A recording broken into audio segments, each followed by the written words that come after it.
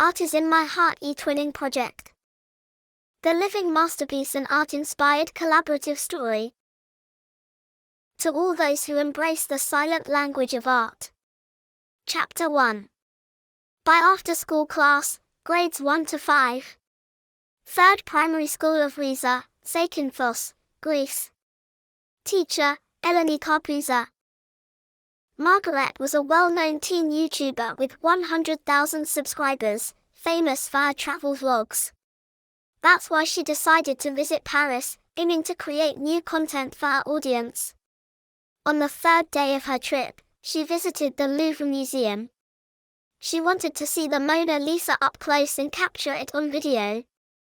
The perfect opportunity arose with the Night at the Museum program, where she could spend the night there alongside other teenagers. After a guided tour of the museum, everyone else went to sleep. But Margaret couldn't rest. She got up from her sleeping bag and walked toward the Mona Lisa. She raised her phone to record a video, when suddenly, a soft, plaintive whisper broke the silence. "I'm so lonely.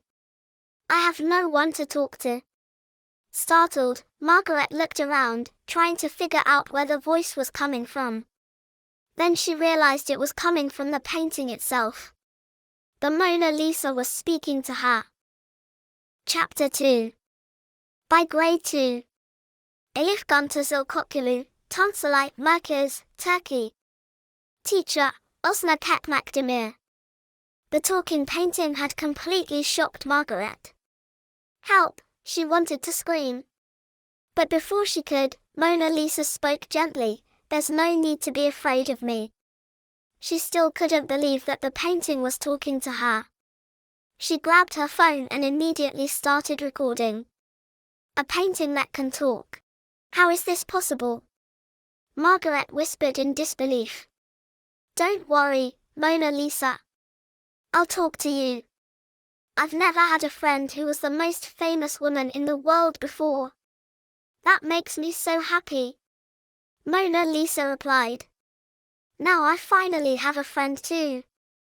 Margaret, did you know that I only get to leave this room once a year for cleaning and maintenance? I get so bored in here. Margaret, will you help me?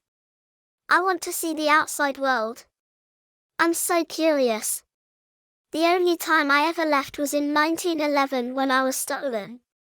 "Mona Lisa, how could I possibly get you out of here?" Margaret asked. "That's too difficult. But I can show you everything you're curious about on my computer." Mona Lisa curiously looked at the laptop that Margaret had pulled out of her bag. She tried to understand what it was. What a strange device, she thought. She quickly realized how much the world had changed and how advanced technology had become. Now it was Margaret's turn. She had so many questions for Mona Lisa. She was about to ask when suddenly, she heard a noise. A museum guard was making his rounds. Margaret quickly packed up all her things and hid behind a statue.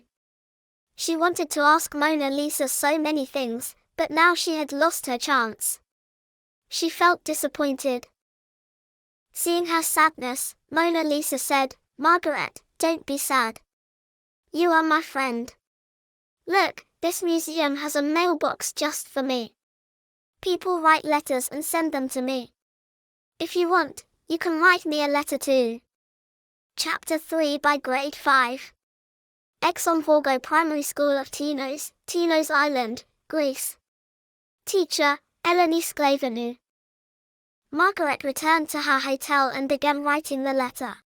"Dear Mona Lisa, I think there are so many things I want to ask you, and after much thought, I have decided not to do so with this letter, but instead to return to the museum every 6 months, every time a Night at the Museum event takes place. This way, we can talk in person, so you won't feel lonely now that we're friends. We'll talk again in a few months. Your friend, Margaret." After 6 months, Margaret returned to the museum, for another Night at the Museum. As soon as she stood in front of the painting, a whisper was heard, "Finally." Then, Margaret said to her, "I'm so happy to see you again. I was really looking forward to talking to you in person again.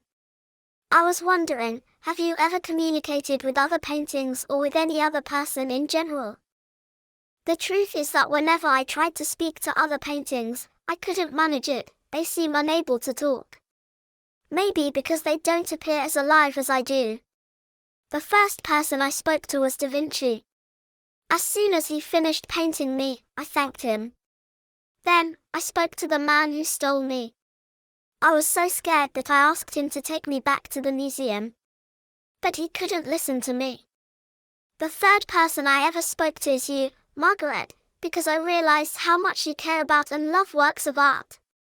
Margaret was so happy, she couldn't believe her ears. But time was passing, and once again, she had to part with her. She promised her that in 6 months, she would return again, full of images from her travels, which she would show her through her YouTube channel.